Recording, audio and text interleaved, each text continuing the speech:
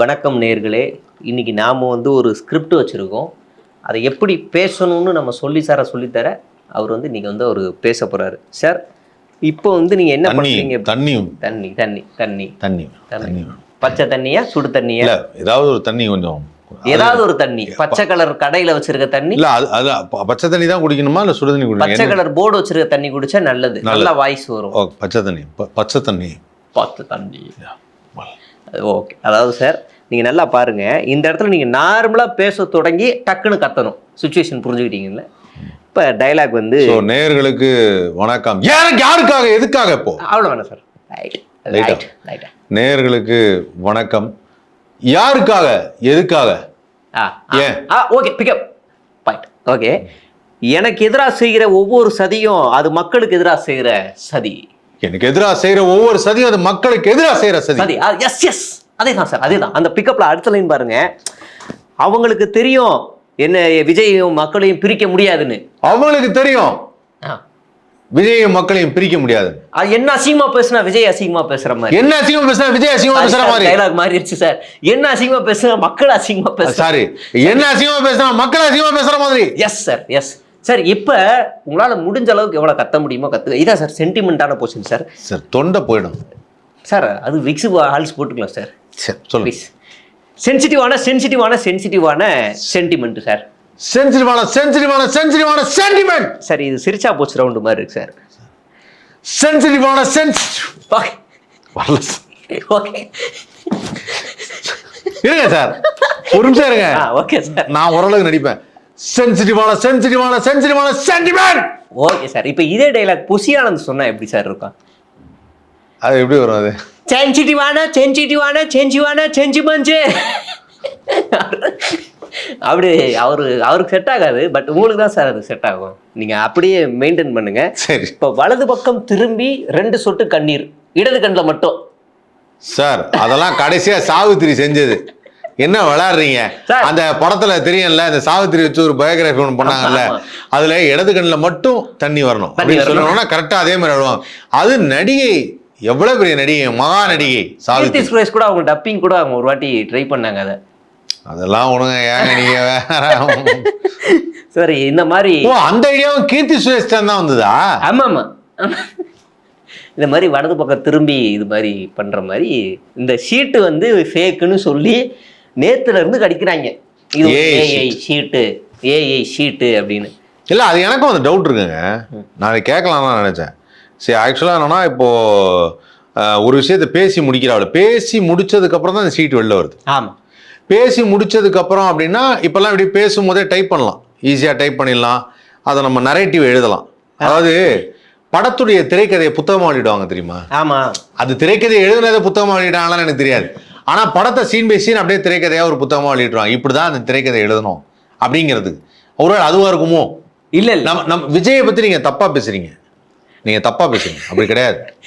அதாவது நானும் பத்திரிகையில் இருந்துட்டு ஃபீல்டுக்கு போவேன். சீமான் அவருடைய இன்டர்வியூ ப்ரெஸ் மீட்டுக்கு உட்காந்துருக்கேன். நிறைய ப்ரெஸ் மீட் உட்காந்துருக்கேன். மு.க. ஸ்டாலின் அவர் எதிர்கட்சியாக இருக்கும்போது ப்ரெஸ் மீட்டில் மைக்கெல்லாம் வச்சுருக்கேன். அப்போ என்னோட வேலை என்னென்னா, மைக்கை வச்சுட்டு அவர் சொல்ல டக்குன்னு டைப் பண்ணிக்கிட்டே இருக்கணும். டைப் பண்ணி அனுப்பிக்கிட்டே இருக்கணும். அவங்க அங்கே ஸ்லைடு போடுவாங்க, தலைப்பு போடுவாங்க. அவர் என்னெல்லாம் மெயினாக சொல்கிறாரோ போட்டுக்கிட்டே இருக்கணும்.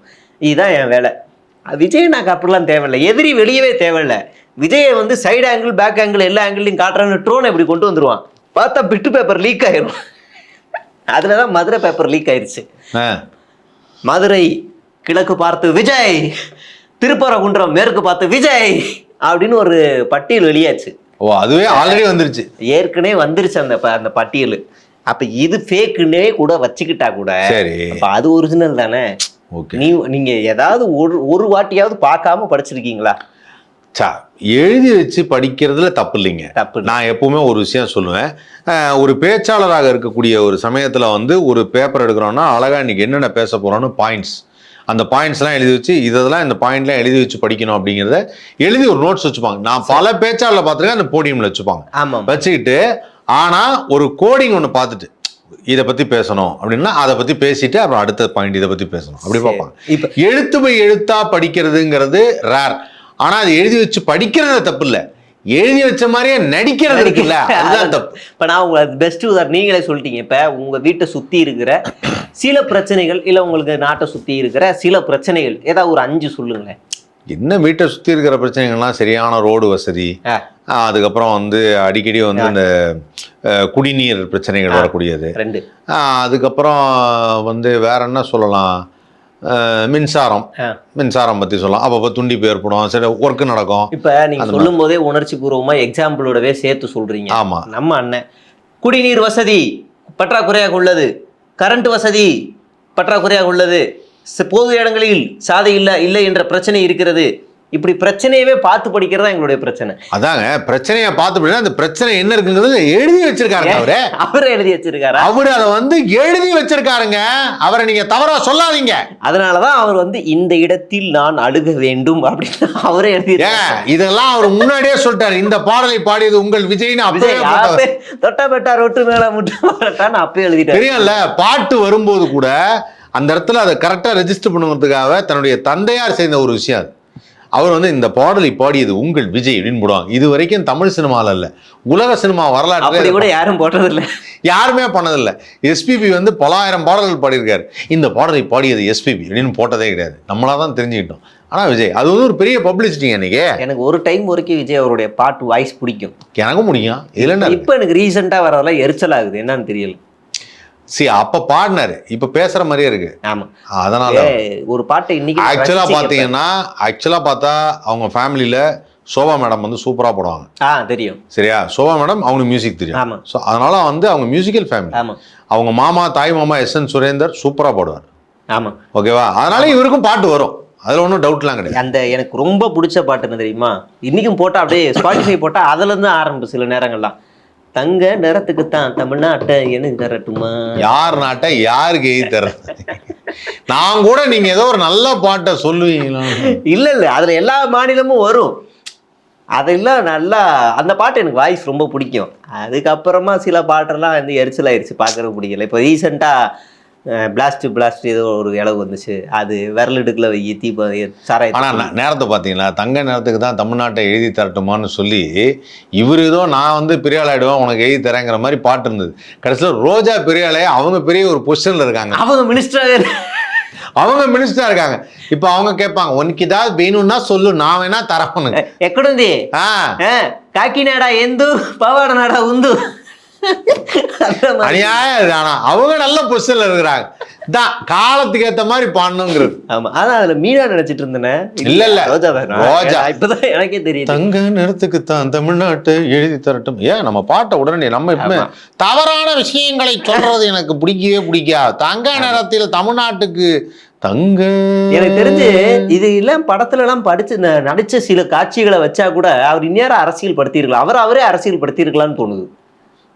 தங்க நிறுத்து ரோஜாங்க, ரோஜா மேடம் என்ன மன்னிச்சிருங்க, தெரியாம. மீனா வந்து அது கிடையாது, சரக்கு வச்சிருக்கேன், இறக்கி வச்சிருக்கேன், வறுத்த கோழி மிளகு போட்டு வறுத்து வச்சிருக்கேன். ஆனா ஒரு காம்போ இருக்கும். சிம்ரன் கூட ஒரு காம்போ, மீனாவோட ஒரு காம்போ, இவங்க ரோஜாவோட ஒரு காம்போ, அதெல்லாம் பிடிச்சது. அல்ல அது ஒரு சீசன் பண்ணார், அது நல்லா இருந்துச்சு. இப்ப நமக்கு என்னன்னா தமிழ்நாட்டை எழுதுற அளவுக்கெல்லாம் யாருக்குமே இது இல்லை. இன்னைக்கு இந்த நாள் பேசிக்கிட்டு இருக்கும் போது 20 மாதத்துக்கு முன்னாடி கேரளா வந்து சட்டமன்றத்தில் நிறைவேற்றுறாங்க. கேரளான்னு கூப்பிடக்கூடாது, கேரளம்னு கூப்பிடணும்னு சட்டமன்றத்தில் தீர்மானம் நிறைவேற்றுறாங்க. இப்போ ஒன்றிய அரசு அதை நிறைவேற்றிட்டாங்க. இனிமே கேரளம் தான், கேரளா இல்ல கேரளம் தான் அப்படின்னு அறிவிச்சிட்டாங்க. ஆமா, இதுக்கு முன்னாடி வந்து பெங்களூர் அப்படின்னு இருந்தோம், பெங்களூரு. ஏன்னா அவங்களுடைய தாய்மொழிக்கு தர மரியாதை, அவங்க பெங்களூரு. ஆனா நம்ம ஆளுக்கு அண்ணாதுரை 1969 முடிச்சுட்டு போயிட்டாரு. அதான் சொல்றேன். ஆக்சுவலா என்னன்னா இந்தியாவிலேயே ஒரே ஒரு ஸ்டேட்டுக்கு கண்ட்ரி மாதிரி சொன்னது தமிழ்நாடு. ஆமா, அப்படின்னு சொன்னது இங்கதான். ஆமா, வேற எங்கேயும் நாடுன்னு சொல்லி இல்ல. இந்தியில வந்து தேஷ்னு வரும், தேஷ்னா நாடுன்னு பொருள். ஆனா அதுக்கப்புறமா தான் அது வருதுன்னு நினைக்கிறேன். தெரியல. நான் சொல்றது இந்தியாவில் உள்ள ஸ்டேட்ல எதுக்காக உனக்கு நாடுன்னு வருதா? தமிழ்ல வரல, நாடுன்னு வரல. இல்ல ஸ்டேட்டுக்கு என்ன வருது? வேற என்ன வார்த்தை இருக்கு? அதான் நம்ம வந்து இப்ப தேஷ்ன்றது நாடுன்ற பொருள் தான் ஹிந்தியில. உத்தரப்பிரதேஷ், ஆந்திரப்பிரதேஷ் அந்த மாதிரி அது பங்களாதேஷுக்கு வந்துடுறானா? இருந்தாலும் பரவாயில்ல, நான் அண்ணாதுரை அவர்களை மதிக்கிறேன். அவர் தமிழ்நாடு நமக்காக வாங்கி இதுதான் நாடுன்னு தனியா வந்து வச்சது இது. ஆனா இது இங்க நிறைய பேருக்கு வைத்தறிச்சல் தான். அது என்ன நாடு, தமிழ்நாட்டில் வந்து நாடுன்னு எப்படி தனியாக ஒரு இந்தியாவில் வந்து நாடுன்னு ஒன்று தனியாக வரும், அதை வைக்கக்கூடாது நிறைய பேர் சொன்னாங்க. அப்படின்னா வா, ஒரத்த நாடுன்னு ஒரு நாடு இருக்கு, வருஷ நாடுன்னு ஒரு நாடு வருஷ இருக்கு. நாடுன்னு ஒரு நாடு இருக்கு, வா எடுத்துட்டு போ, என்ன மாத்துவ அப்படின்னு நம்ம ஈஸியாக சொல்லிடலாம். நம்ம ஆள் வந்து என்ன செய்யறாருன்னா, நேற்று பேசும்போது ஒரு இடத்துல நான் ஆட்சிக்கு வந்தா, அதாவது எஸ்பி எல்லாருலேயும் பெண்களை வந்து 50% இல்ல அதை பத்தி தாங்க சொல்ல நினைச்சேன். எஸ்பி மட்டும் இல்ல, கலெக்டர்ஸ் எஸ்பி எல்லாத்துலயும் 50% 50% வந்து பெண்களுக்கு இடஒதுக்கீடு. நம்ம தனி நாடு இல்ல விஜய் அங்கிள். இல்லங்க, அவர் பண்ணுவார் அத. அவரால சென்ட்ரல் கவர்மெண்ட்டை போராடி படத்தையே ரிலீஸ் பண்ண முடியல. என்ன இவர் சென்ட்ரல் கவர்மெண்ட்டுடைய கையில இருக்கு ஒரு கலெக்டரை உருவாக்குறதும் எஸ்பியை நாமினேட் பண்றதும். அதையே 50% 50% உண்மையிலே பெரிய விஷயம் தான். ஒருவேளை சரி விஜய் சார், நான் வந்து அவர் ஒரு தனி உலகத்துல வாழ்ந்துட்டாங்க, நான் தரேன் உங்களுக்கு அப்படின்னு சென்ட்ரல் கவர்மெண்ட்டே சொல்லிட்டாலும் அது நடைமுறை சிக்கலை கூட யோசிக்கல. அதாவது இங்கிருந்து 70% பெண்கள் அதுக்கு அப்ளை பண்ணணும், அதில் 60% பேர் தேர்வு ஆகணும், விருப்ப தேர்வில் அவங்க தமிழ்நாடு முதல்ல தேர்வு செய்யணும் அந்த 50%, அப்புறமா ஸ்டேட் கவர்மெண்ட் அதில் முடிவு பண்ணணும். இல்லை அதில் இன்னொரு விஷயம் இருக்கு, நீங்கள் 50% இங்கே இருந்தாலுமே பல வெளி மாநிலங்கள்லேருந்து வந்து தான் இங்கே கலெக்டராகவும் இங்கே வந்து எஸ்பியாகவும் இருக்க முடியும். ஃபர்ஸ்ட் அப்படி தான் டெப்டேஷனே போடுவாங்க, அதுக்கப்புறம் தான் அந்தந்த ஓன் சிட்டியில் போகிறதெல்லாம். அதெல்லாம் 1-2 தான் நடக்கும். நமக்கு தெரியாதா? என்னுடைய ரொம்ப நெருங்கிய தோழி ஒருத்தவங்களே வந்து கர்நாடகாவில் வந்து எஸ்பி. அண்ணாமலை என்னது அண்ணாமலை அவர் கர்நாடகாவில் தானே இருந்தாரு, உத்தரப்பிரதேசல இருந்தாருல. ஆமா அவரு கர்நாடகாவில் இருந்தாரு. கரெக்ட். ஆமா, நம்ம அதுக்கு அந்த துப்பாக்கி கூட எடுத்தோன்னா இப்படி சுடணும்னு சொன்னாரு அவன். அப்புறம் அந்த சசிகாந்த் செந்தில் அவரும் அங்க வெளியில தான் இருந்தாரு, காங்கிரஸ்ல இப்ப எம்பியா இருக்காருன்னு நினைக்கிறேன் அவரு. கரெக்ட். அம்மா அப்படி நிறைய பேரு இந்த லாஜிக்க கூடவே இருக்கிற படிச்ச புத்திசாலி முன்னாள் IRS அதிகாரி கூட சொல்லி தரல பாருங்க. அவர் எங்க அவர் சொல்ல மாட்டாரு, அவர் சொல்ல மாட்டாரு, குஷியானந்த் தடுத்துருப்பாரு. ஆமா. இப்ப எனக்கு எங்க விஜய் நான் பார்க்கும்போது எனக்கு இன்னொரு பக்கம் வருத்தம் என்னன்னா, விஜயண்ணான்னு சொன்னோன்னே ஞாபகம் வருதுங்க, இந்த முதல்ல எடுத்தோன்னு ஒரு ஜல்லிக்கட்டு கதை சொல்லியிருக்காரு. ஆமா, அந்த ஜல்லிக்கட்டுல வந்து ஜல்லிக்கட்டு காலையை பார்த்து புல்லுக்கட்டை போட்டோம், அந்த புல்லுக்கட்டை தின்னுட்டு அந்த ஜல்லிக்கட்டு காலை அடைக்க முடிச்சாமா. நல்லா இருக்கு, நல்லா கேட்கறது. அதாவது அதுக்கு வந்து இந்த பிக் பாஸ் ஜூலி இல்ல, அவங்க அந்த ஜல்லிக்கட்டு போராட்டத்தை தான் ஐடென்டிஃபை ஆகி ஒரு ஸ்டார் ஆனாங்க. இன்னைக்கு அவங்க இன்னைக்கு சொல்லியிருக்கிறாங்கண்ணா, வாய்க்கு வந்ததே பேசாதண்ணா, ஜல்லிக்கட்டு வந்து அவ்வளோ சாதாரணம் கிடையாதுண்ணா, நீ பாட்டுக்கு நீ சொல்லி பசங்கள்லாம் போய் நின்று புல்லுக்கட்டை தூக்கிட்டு போயிட்டாங்கன்னா குத்தி கிழிச்சிச்சுன்னா 50-500 ஆகணுமான்னு கேட்டிருக்காங்க. நியாயமான பாயிண்ட். நீ கதையா சொல்லுங்கிறதுக்காக அந்த மாதிரி சொல்ல முடியாது. அந்த குட்டிகளை கூட யாரோ கேவலமா எழுதி தராங்க, நல்ல கதையா எழுதி தராங்க. அதாவது எனக்கு பசிக்குதுன்னா பாக்கெட்ல இருக்க 2 உருண்டை, மனுஷனுக்கே 2 உருண்டை பத்தாது, பாக்கெட்ல இருந்து எடுக்கிறது. அம்மா பெரிய காட்டு இது காளைக்கு பாக்கெட்ல இருக்க 2 புல்லுக்கட்டு எப்படி பத்தோம், பசி அடங்கும். புல்லுக்கட்டை பாக்கெட்ல வைக்க முடியும், அரிக்காதா புல்லுக்கட்டு இல்ல. நான் உமாபதி என்கிட்ட பேசிட்டு இருந்தேன், அவர் சொன்னார், ஏன்பா புல்லுக்கட்டை தீ உள்ள வச்சா அது மடிஞ்சு ஒடிஞ்சு போயிடாதா, அதை தூக்கி மாட்டுக்கிட்ட விட்டா நான் லப்புன்னு பிடிங்கிறாரு. அதாவது அவ எழுதிடுறாங்க பாருங்க, கேட்டா களம்ங்கிறது மாடான், ஏன்னா களத்துக்கு அப்படி 2 நோட்டை தூக்கி போட்டு 2 புல்லுக்கட்டை தூக்கி போட்டா களம் அடங்கிருமா? அவ்வளவுதான் களம் மக்கள் நினைச்சிருக்கே நீ. இல்லை அது ரொம்ப, ஆனால் சில விஷயங்கள் வந்து கேட்குறப்ப அப்புறம் நான் வந்து முடிவே பண்ணிட்டேங்க. இனிமேல் அவர் வந்து குழந்தைகள் சேனலு, சுட்டி டிவி, சித்திரம் டிவி அந்த மாதிரி இதெல்லாம் பேசலாம் அப்படின்னு. விடிஞ்சாச்சி சுட்டி கண்ணா. ஆமாம், எனக்கு தெரிஞ்சு வந்து வால்ட் டிஸ்னி வந்து அவங்களுக்கு ஒரு நல்ல வாய்ப்பு தருவாங்கன்னு நினைக்கிறேன்.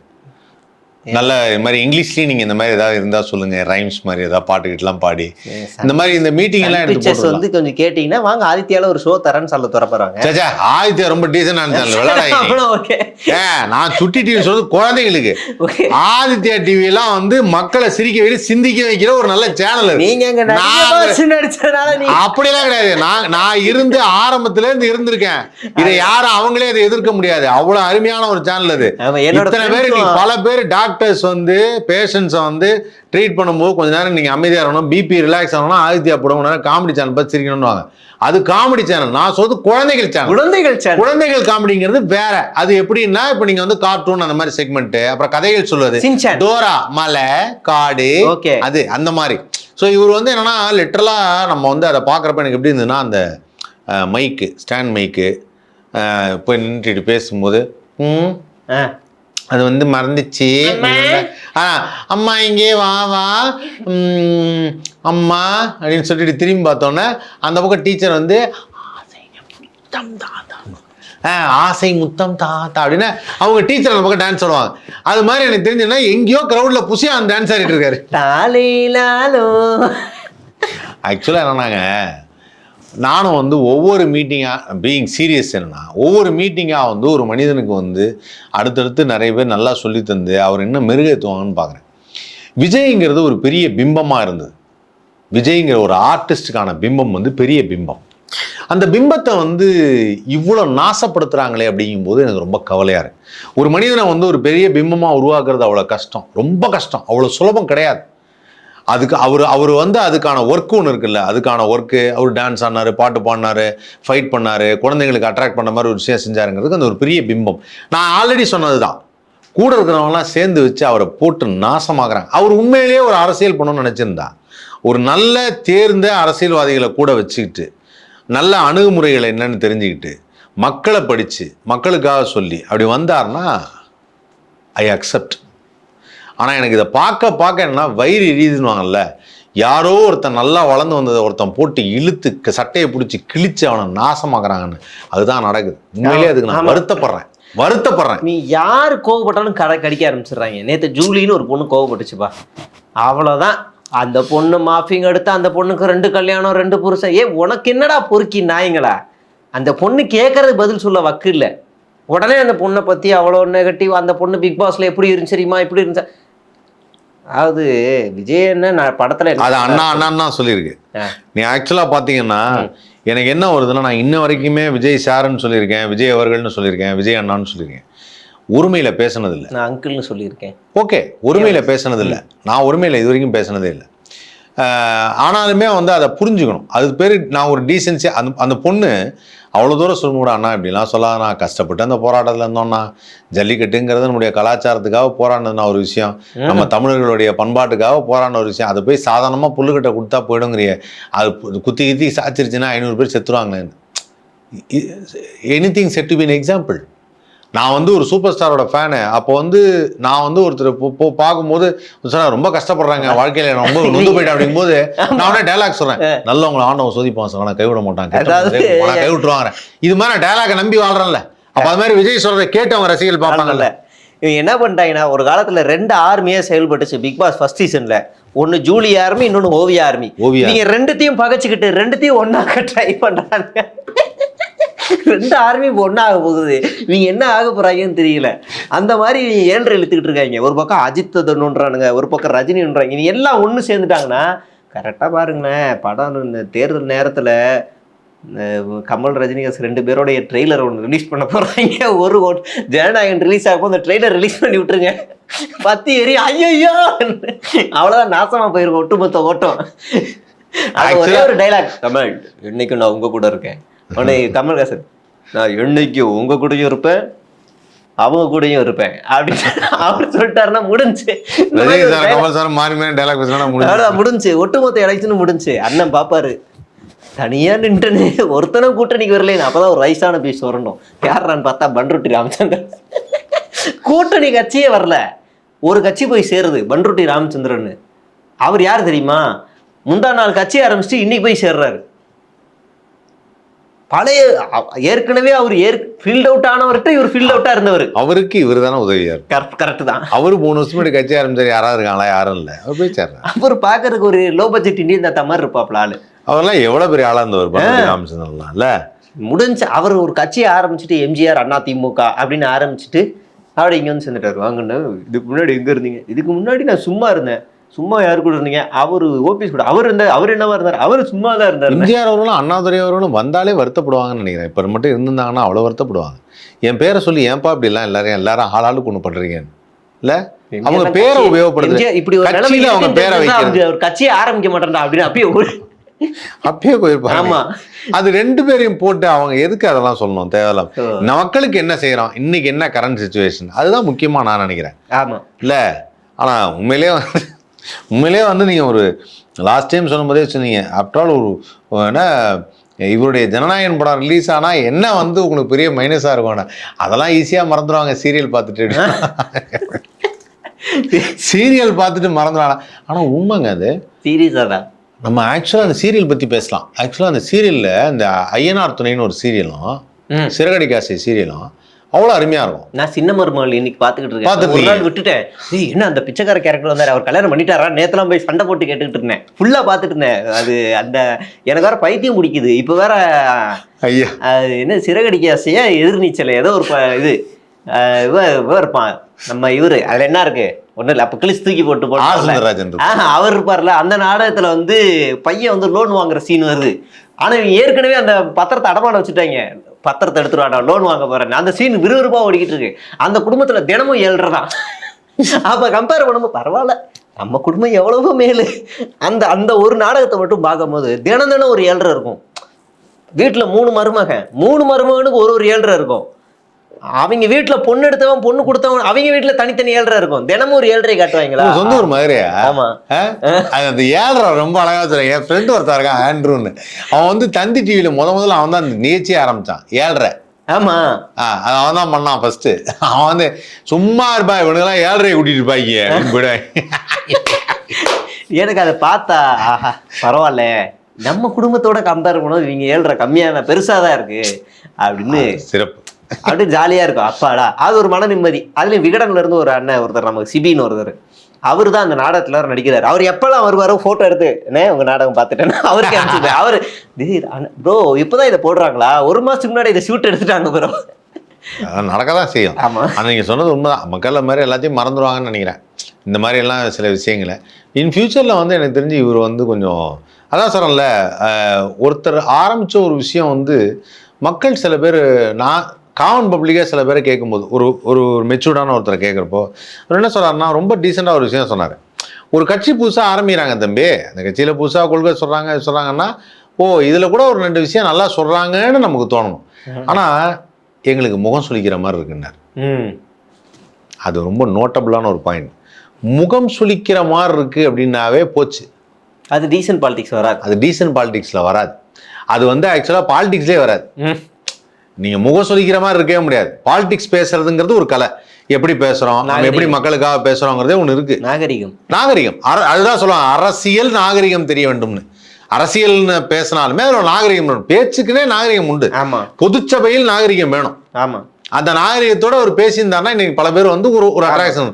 ஆனா எனக்கு என்ன தோணுச்சுன்னா, இந்த அதாவது உனக்கு வாயிலே தான் இருக்குது பிரச்சனை அப்படின்னு வாங்கலாம். அந்த மாதிரி நான் கூட சொன்னேன்ல, போன 21% வந்துடுவாங்க. ஆமா, விட ஆச்சரியப்படுறதுக்கு இல்லை அப்படின்னல. இப்ப என்ன தோணுதுன்னா, அவர் ஒண்ணு சொன்னார்ல, உங்களுக்குலாம் திராணி இருக்கா, என்ன மாதிரி தனியா கட்சி ஆரம்பிச்சு 1% வாங்கணும். இது ஒண்ணுதான் அவங்க வரப்புல இருக்கு. ஏன்னா அவரே சொல்லிட்டார் ஒரு விஷயத்த வந்து நாம சொல்லல. ஆமா, நாமளாவது 21, அவர் ஒண்ணுதான் சொல்லியிருக்காரு. என்ன 1% அப்படின்ட்டார். அதனால எனக்கு அது ஒரு டவுட்டா தான் இருக்கு. அதாவது எல்லாருமே ஒண்ணு தாண்டி எங்கேயோ ஓட்டாங்க. புதுசா அரசியல் கட்சி ஆரம்பிச்சவங்களாம் 12-10 தாண்டாது. 12-10 தாண்டா சொல்லுவாரு. கரெக்டா? வாங்கினாலும் சந்தோஷம்தான். என்னன்னா உங்களை நம்பி சில பேர் வராங்கன்னா தயவுசெய்து அவங்களுக்கு நல்ல வழியை காட்ட பாருங்க. ஐயா, ஒருவேளை இவரே ஜெயிச்சிட்டாரு, சட்டமன்றம் போக மாட்டாரு. யாரு முதல்வர் நிக்கவே மாட்டாருங்க. நான் தான் சொன்னேன், அந்த இதில் நிற்க மாட்டார். எனக்கு என்ன டவுட்டுன்னா, இப்போ நம்ம சொல்லல உடனே அந்த என்னது நிற்க மாட்டான், நான் நிற்பேன் அப்படின்னால அந்த மாதிரி தான் நடந்தா உண்டு. ஆக்சுவலாக நிற்க மாட்டார். இப்போ எப்படின்னா, இதை பற்றி நம்மளுடைய எங்கள் சேனலில் வந்து தமிழ்குள்ள சத்யராஜ் தான் சொன்னார். அதாவது என்னன்னா, இதுக்கு ஒரு கான்செப்ட் இருக்குது. எலெக்ஷனில் நிற்கணும்னு அவசியம் இல்லை. 234 தொகுதியில் வந்து தொண்டர்களை நிற்க வச்சு 6 மாசத்துல இடைத்தேர்தல் வச்சு போனா ஏற்கனவே ஜெயலலிதா அம்மையார் வந்து அதை செஞ்சிருக்காங்க. அதனால வந்து இவர் வந்து ரோல் மாடல்ல தானே இவரும் அதை செய்வாரு. என்னன்னா பலம் என்னங்கிறத காமிச்சிட்டு அதுக்கப்புறமா ஈஸியா வர்றது இவர் பாட்டு. இப்போ விஜய் வர மாட்டாரு. விஜய் ஒரு கட்சி ஒரு இடத்துல நிக்கிறாருன்னா கண்டிப்பா அவர் ஜெயிச்சுருவாருங்க. அதுல வந்து ஏன்னா இப்ப அப்படிதான் இருக்கு, அந்த முகம் இருக்கு. அது வேணா கரண்டா இருக்கிற ஒருத்தர். ஆமா, அப்போ வந்து ஏன் கமல் சார் ஜெயிக்கல நீங்க கேட்கக்கூடாது. கமல் சார் வந்து அந்த டைம்ல ஒரு நல்ல ஹிட் படத்தை கொடுக்கல. சப்போஸ் விக்ரம் ரிலீஸ் ஆகி நல்ல ஒரு ஹிட் படத்தை கொடுத்து எலெக்ஷன் நின்று இருந்தாருன்னு வச்சுங்களேன், ஜெயிச்சிருப்பாரு. ஆமா, அது விக்ரம் ரிலீஸ் ஆகிறதுக்கு முன்னாடி சம்பவம்னால அவர் வந்து சரியா தெரிஞ்சுக்கலாம். அது மாதிரி அப்படிதானே, கரெக்ட் தானே. அவர் வந்து கோயம்புத்தூர் இப்போ விக்ரம் ரிலீஸ் ஆகலன்னு நினைக்கிறேன். விக்ரம் ரிலீஸ் ஆனது வந்து 2000 அதுக்கப்புறம் தான் ரிலீஸே ஆச்சு. ஆக்சுவலா எலெக்ஷனுக்கு அப்புறம் தான் ரிலீஸே ஆச்சு. அந்த பாட்டு கான்செப்ட் கெட்ட பொம்பளைய நம்பி ஏன் வாக்கு போடாதன்னு ஒரு லைன் வரும்ல, அது அவங்க ஜெயிச்சதுக்கு அப்புறம் தானே அந்த பாட்டு வரும். வானன் சீனிவாசனை குவாட் பண்ணி தானே அந்த லைனே வரும்னு எல்லாம் கான்ட்ரவர்சியா பேசினாங்க. Okay okay. அது நின்னதுக்கு அப்புறம் தான் அந்த படமே வந்துச்சு. நின்னதுக்கு அப்புறம் தான் படம் முன்னாடி வந்தா நல்லா இருக்கும். எப்பவுமே ஒரு மனிதனுக்கு வந்து ஒரு ஃபேம் இருக்கும்போது வர்றதுன்னு உண்டு. அது மாதிரி விஜயோடைய படம் வந்து கடைசியா வந்தது வந்து ஐயோ கோட் கோட் தான் கடைசியா வந்தது. ஸோ கோட்ல ஒரு ஃபேம் அந்த அந்த அந்த இதோட ஃபீவரோட இருக்கான். ஜனநாயகன் எப்போ வரும்னு தெரியாது, எனக்கு தெரிஞ்சது வருமானே தெரியாது. நான் அப்போ நம்ம சொன்னது உன் வாய்மை கொடுத்தா படிச்சு கொடுத்தோம் அப்படின்னு வாங்கலாம். அந்த மாதிரி அது 2027 வரும்னு நினைக்கிறேன். அந்த மாதிரி ஆகிடும். ஸோ அதனால் வந்து அது இருக்கிறனால அவர் ஜெயிக்கிறதுக்கு வாய்ப்பு இருக்கு. மொத்த கட்சிகள் ஜெயிப்பானான்னு தெரியாது. பார்ப்போம், போகத்திருந்து பார்த்து முடிவு பண்ணுவோம். கண்டிப்பாக காத்திருந்து பார்ப்போம். உங்கள் மனசுக்கு ஏற்ற மாதிரி ஒரு நல்ல வரன் கிடைக்கும். Don't worry. ஆமாம், நன்றி.